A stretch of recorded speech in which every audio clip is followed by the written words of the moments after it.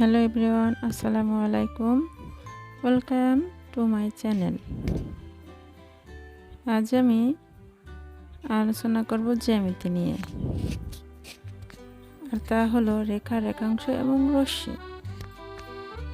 রেখা, রেখাংশ এবং রশ্মি তৃতীয় শ্রেণী থেকে শুরু করে ক্লাস 10 পর্যন্ত, এমনকি বিভিন্ন জব পরীক্ষাও এসে থাকে।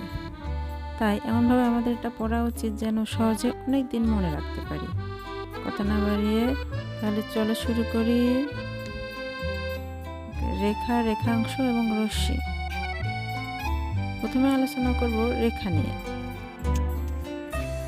রেখা সংজ্ঞা: বিন্দু চলার পথকে রেখা বলে। রেখা দুই প্রকার, যথা সরলরেখা ও বক্ররেখা। বন্ধুরা, সহজেই জানলাম রেখা, সরলরেখা এবং বক্ররেখা, কিন্তু মনে রাখবো কিভাবে? দেখো, সরল মানে যা সোজা, কোথাও আঁকাবাঁকা নেই, মানে সেটাই হচ্ছে সরলরেখা। আর বক্র মানে বাঁকা, যা সোজা বা সরল নয়, যাকে বলে আঁকাবাঁকা, তাই বক্ররেখা। তাহলে এভাবে আমরা সরলরেখা এবং বক্ররেখা মনে রাখতে পারি। এখন প্রশ্ন হলো, রেখার কয়টি প্রান্তবিন্দু আছে? উত্তর: রেখার কোনো প্রান্তবিন্দু নেই।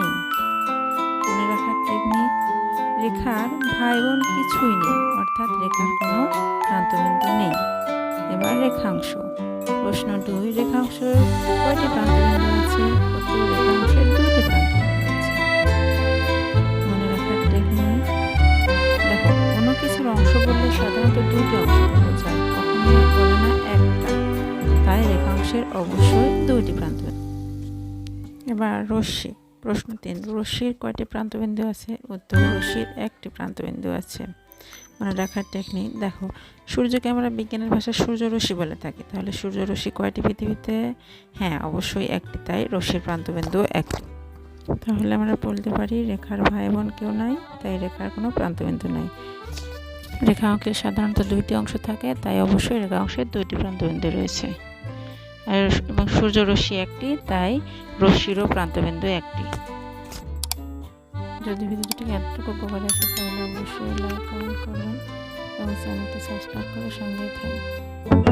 সে পর্যন্ত নিজে ভালো থাকুন এবং অপরকে ভালো রাখুন। ধন্যবাদ সবাইকে। আসসালামু আলাইকুম।